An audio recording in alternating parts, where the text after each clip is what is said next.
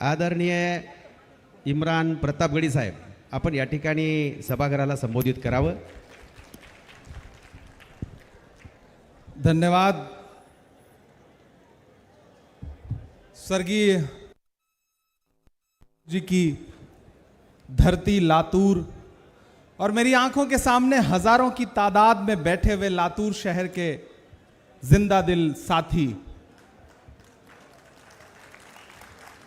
मेरा ख्याल है पिछले 5 घंटे से आप लगातार भाषण सुन रहे हैं, तो मैं बहुत ज्यादा आपके सब्र का इम्तहान नहीं लूंगा. 5 मिनट आपसे थोड़ी देर बातचीत करूंगा. तकरीबन 1500 किलोमीटर से चल करके आपके बीच में आया हूं. पहली बार आपके दयारे मोहब्बत में हाजिर हुआ हूं. भाई अमित देशमुख जी और भाई धीरज देशमुख साहब के बुलावे पर आपके बीच आया हूं. मुझे पता है आप थक गए होंगे, क्योंकि पिछले 5 घंटे से आप लगातार पूरे जोश के साथ भाषण सुन रहे हैं, ताली बजा रहे हैं, मौजूद हैं यहां पर. नया पाने की चाहत में पुराना छूट जाता है, नया पाने की चाहत में पुराना छूट जाता है.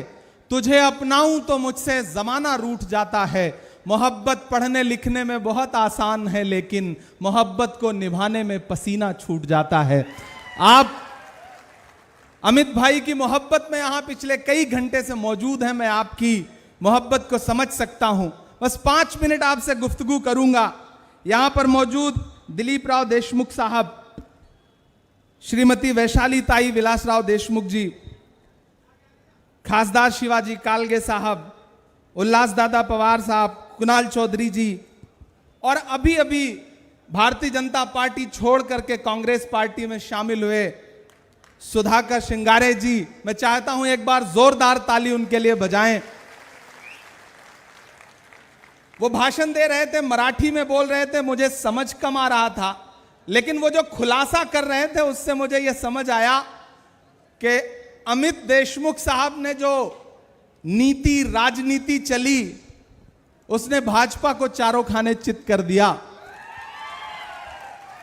और लातूर में खड़ा होकर के एक बहुत बड़ी बात कहता हूं लातूर वालों, अगर भाजपा को यह अहंकार है कि उसके पास अमित शाह हैं, तो कांग्रेस को यह अहंकार है कि उसके पास अमित देशमुख हैं. 2 अमित हैं, एक अमित शाह है. लेकिन हमारे पास जो चाणक्य है, उस चाणक्य की राजनीति ने, उस चाणक्य की कूटनीति ने लोकसभा चुनाव में पूरे मराठवाड़ा में जो परिणाम दिया है, उसके लिए मैं पूरे कांग्रेस पार्टी की तरफ से अमित देशमुख साहब को और धीरज देशमुख साहब को बधाई देता हूं, उनका धन्यवाद अदा करता हूं.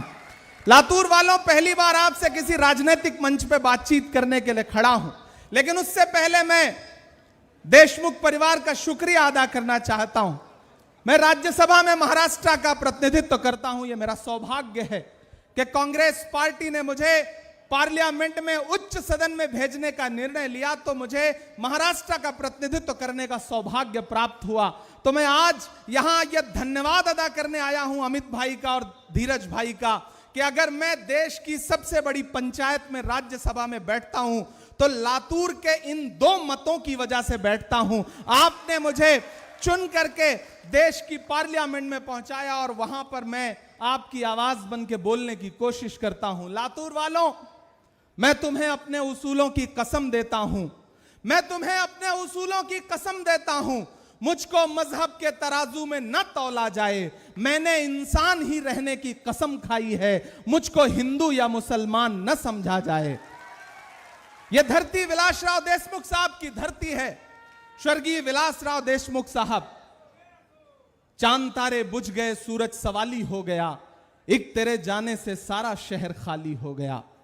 राजनीति के तमाम जो उच्चतम मानदंड हो सकते हैं, राजनीति में रह के किस तरह जनता की सेवा की जा सकती है, और राजनीति में रह करके किस तरह ताकत के साथ सम्मान कमाया जा सकता है. अगर इस देश में किसी एक नेता के हिस्से में इतने सारे अवार्ड और इतने सारे सम्मान आते हैं, तो उस नेता का नाम स्वर्गीय विलासराव देशमुख है. हम यहां लातूर में खड़े होकर के उन्हें श्रद्धांजलि अर्पित करते हैं, उन्हें खिराज अकीदत पेश करते हैं. हम आपके तीसरे जो प्रत्याशी हैं, उनका भाषण सुन रहा था मैं. आपके अभय सांखुले साहब, मराठी भाषा में इतना शानदार उद्बोधन, शानदार वक्तव्य बहुत कम सुनने को मिलता है। एक बार जोरदार ताली आप उनके लिए भी बजाएं। मेरे भाई, आज से चुनावी सभा का शुभारंभ हो रहा है, प्रचार का शुभारंभ हो रहा है। आपके 3 प्रत्याशी इस मंच पर बैठे हुए हैं। हमारी आंखों के सामने बुजुर्ग हैं, किसान हैं, नौजवान हैं, माएं बहनें हैं, और पिछले कई घंटे से आप बैठे हैं। मैं सबसे पहले तो आपकी इस बात की प्रशंसा करता हूं कि आप 5 फीट नीचे कुर्सियों पर बैठे हैं और हम मंच पर बैठे हुए लोग 5 फीट ऊपर बैठे हैं। लेकिन 5 फीट ऊपर बैठने से हम ज्यादा महत्वपूर्ण नहीं हो जाते। आप ज्यादा महत्वपूर्ण हैं। आप हैं तो हम हैं, आप हैं तो हमारा वजूद है।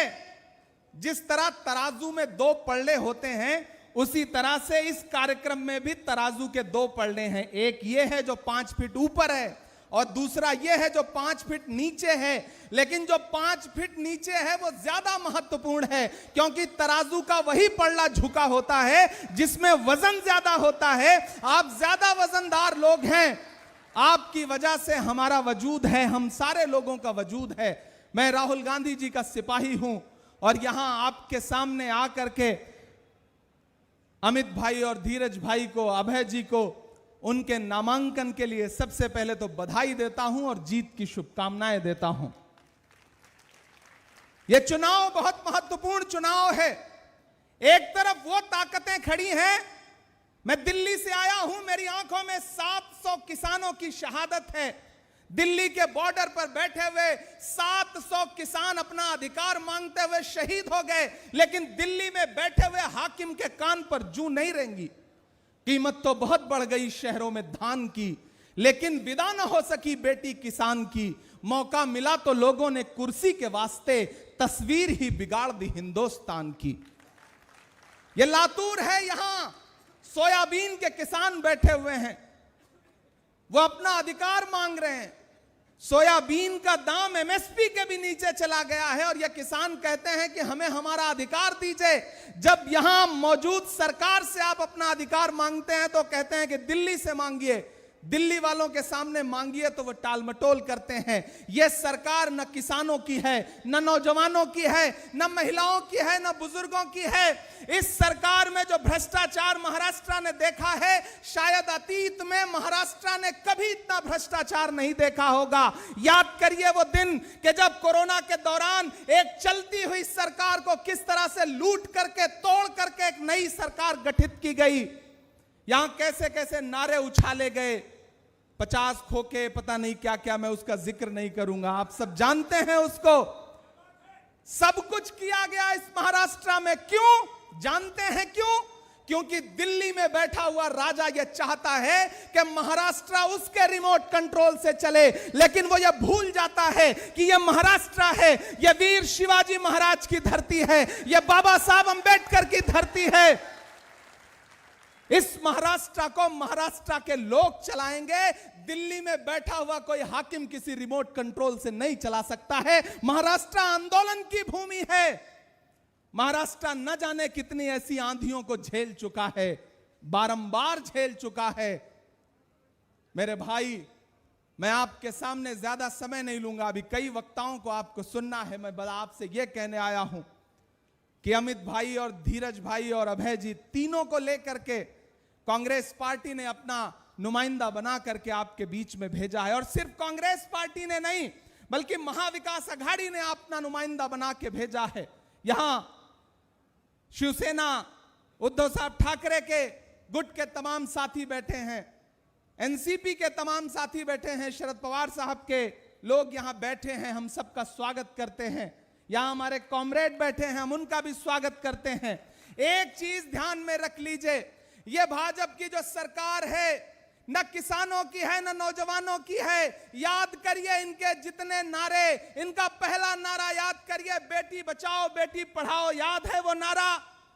उस नारे की सच्चाई यह है, मैं दिल्ली में रहता हूं, उसी दिल्ली में जंतर मंतर पर हमारी आंखों ने देखा है कि किस तरह इस देश के लिए ओलंपिक पदक लाने वाली बेटियों को जंतर मंतर पर घसीटा है दिल्ली की पुलिस ने। क्यों? क्योंकि वो अपना अधिकार मांग रही थी। आप कैसे भूल सकते हैं पुणे का वो गैंग रेप? ना यहां बेटियां सुरक्षित हैं, ना बच्चियां सुरक्षित हैं, ना महिलाएं सुरक्षित हैं।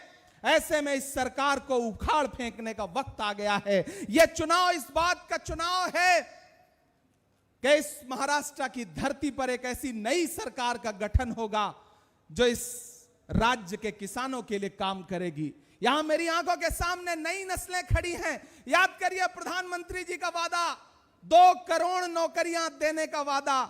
याद है वो नौकरियां देने का वादा? क्या हुआ?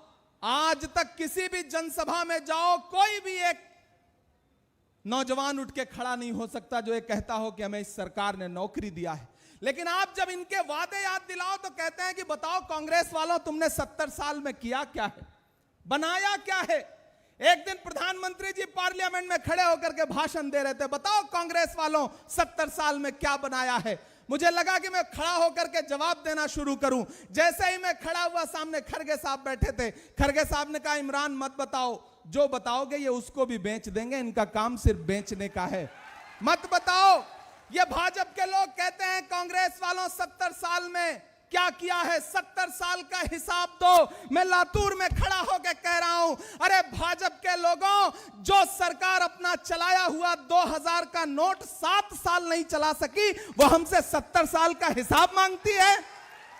ये झूठे लोग हैं, इनके झांसे में मत आइएगा। इन्हें सिर्फ नफरत आती है, इन्हें सिर्फ भ्रष्टाचार आता है, इन्हें सिर्फ धोखा देना आता है, इन्हें सिर्फ बांटना आता है, इन्हें सिर्फ लड़ाना आता है। लेकिन आपको यह मान के चलना है कि चरागों के सफर में दबदबा हो आंधियों का, तो फिर अंजाम जुल्मत के सिवा कुछ भी नहीं होगा। यह दुनिया नफरतों के आखिरी स्टेज पर है, इलाज इसका मोहब्बत के सिवा कुछ भी नहीं होगा। वो मोहब्बत जिसका पैगाम लेकर के राहुल गांधी कन्याकुमारी से कश्मीर तक 4000 किलोमीटर पैदल चले। अमित भाई हो, धीरज भाई हो, हम सारे लोग चले हैं उनके साथ। हमने देखे हैं उनके पांव के छाले। यहां मीडिया के लोग मौजूद हैं। जब राहुल जी भारत जोड़ो यात्रा में, भारत जोड़ो न्याय यात्रा में चलते थे, तो लोग मुझसे कहते थे, इमरान साहब आप सियासतदान बाद में हैं, शायर पहले हैं, आप क्या कहते हैं राहुल गांधी को चलता हुआ देख करके? तब मैं कह देता था कि जो हर जालिम से टकराएगी वो आंधी बनाऊंगा, जो हर जालिम से टकराएगी वो आंधी बनाऊंगा। नए अंग्रेज आए हैं, नया गांधी बनाऊंगा।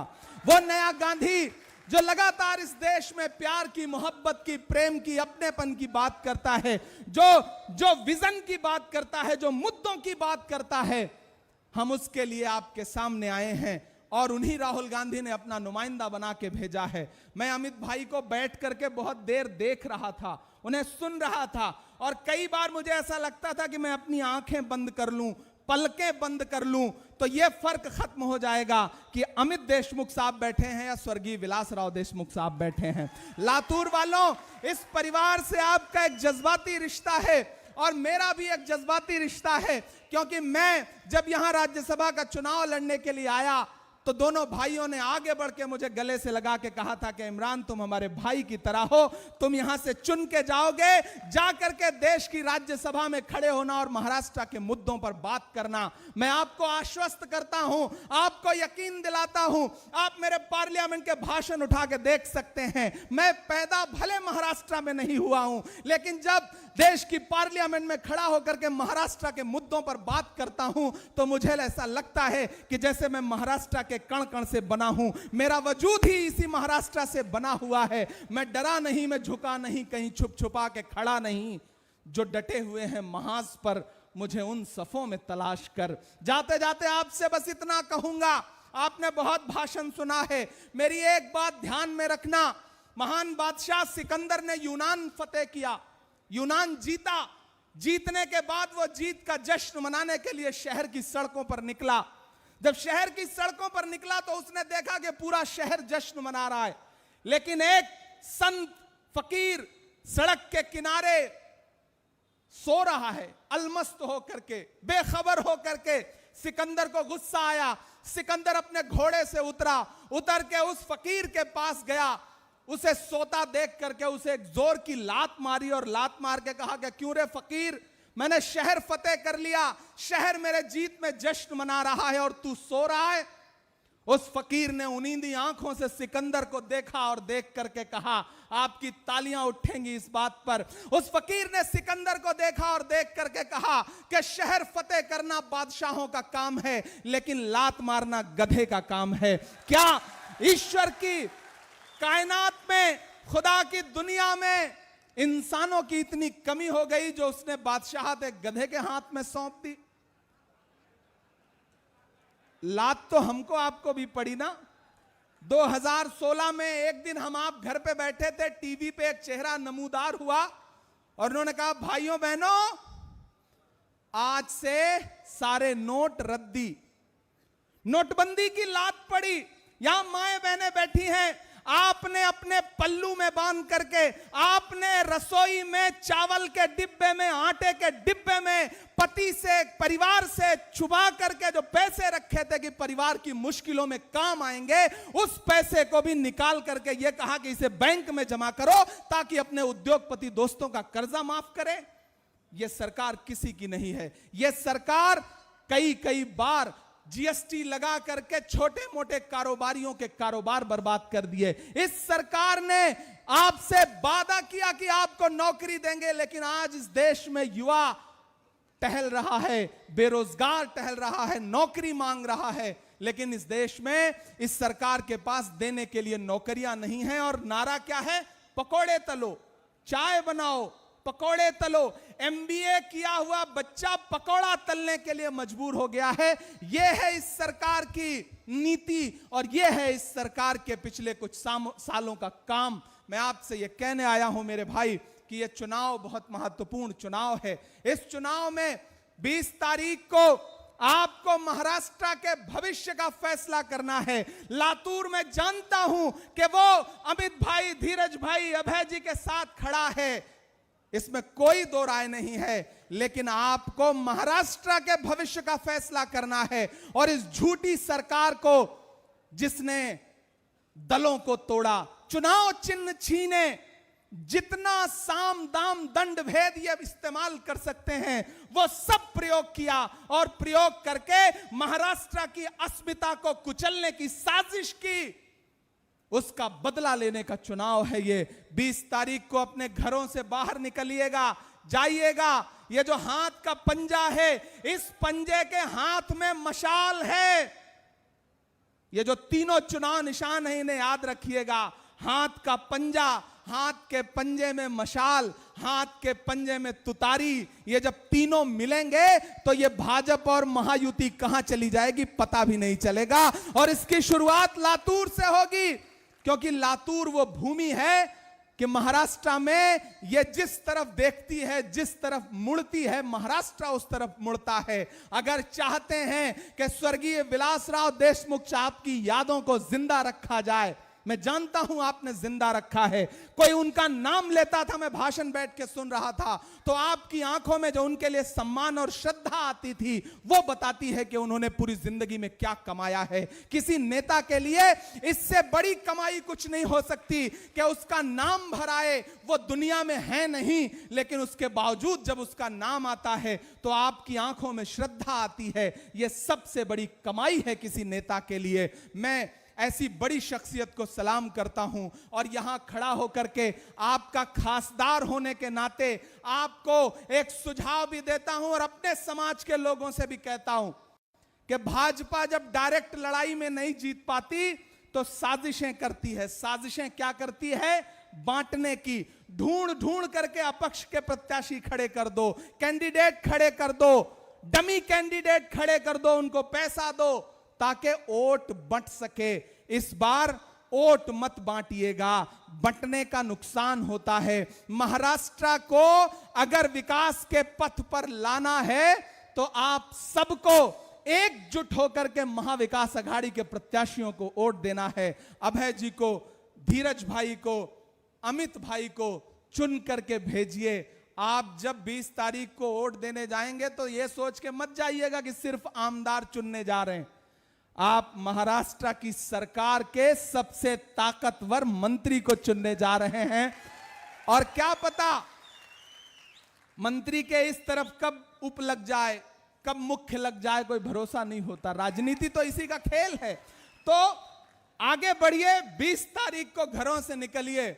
और ये भाजपा के लोग जिन्हें लगता है कि वो साजिशें करके कुछ कर लेंगे, मैं यहां खड़ा होकर कह रहा हूं कि मैं आपका खासदार हूं। मेरा आपसे वादा है कि अमित भाई, धीरज भाई, अभय भाई यहां असेंबली में खड़े होकर के आपके लिए आवाज उठाएंगे। 3 चुनिए, एक साथ में फ्री मिल रहा है।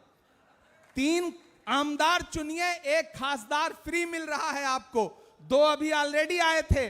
कालगे साहब ने बहुत अच्छा बोला, माजी भी यहां पे बैठे हुए हैं, सुधाकर जी। तो कुल मिलाकर के ये जो संगम हो रहा है राजनीतिक लोगों का, इसे और बड़ा बनाइए। यहां से जो सदाएं उठेंगी वो पूरे महाराष्ट्र की हवा का रुख तय करेंगी। जिन्हें यह लगता है कि वो यहां साजिश करेंगे और थोड़ा बहुत बंटवारा कर लेंगे, मैं शायर भी हूं। मैं अंत में 4 पंक्तियां सुना के जाऊंगा, क्योंकि हमें अमित भाई को सुनना है, हमें दिलीप साहब को सुनना है, हमें बाकी मेहमानों को सुनना है। मैं तो यहां लातूर में खड़ा होकर शंखनाद करते हुए ये कह के जा रहा हूं कि दायरे में सिमट के आएगा, दायरे में सिमट के आएगा। धीरज भाई इधर आइए, आप अमित भाई इधर आइए। पता नहीं क्यों मेरा मन कर रहा है आप मेरे पास खड़े हो तब मैं ये पंक्तियां पढ़ूं। अबे भाई आप भी आइए, ऐसे काम नहीं चलेगा, अधूरा अधूरा सा रह जाएगा। कि दायरे में सिमट के आएगा, हर रवायत से हट के आएगा, आंधियों को जरा खबर कर दो। यहां से वहां तक अगली पंक्ति पे एक एक हाथ हवा में उठना चाहिए कि आंधियों को जरा खबर कर दो, शेर वापस पलट के आएगा, शेर वापस पलट के आएगा। हमारे इन तीनों भाइयों को जिताइए। मैं इन तीनों से उम्र में छोटा हूं, एकदम छोटे भाई की तरह आपके लिए जब चाहेंगे, जैसे चाहेंगे हाजिर रहूंगा। यह मेरा आपसे वादा है। बहुत बहुत धन्यवाद आप सारे लोगों का। पुनः आपसे मिलने के लिए आऊंगा। बहुत शुक्रिया। धन्यवाद साहेब।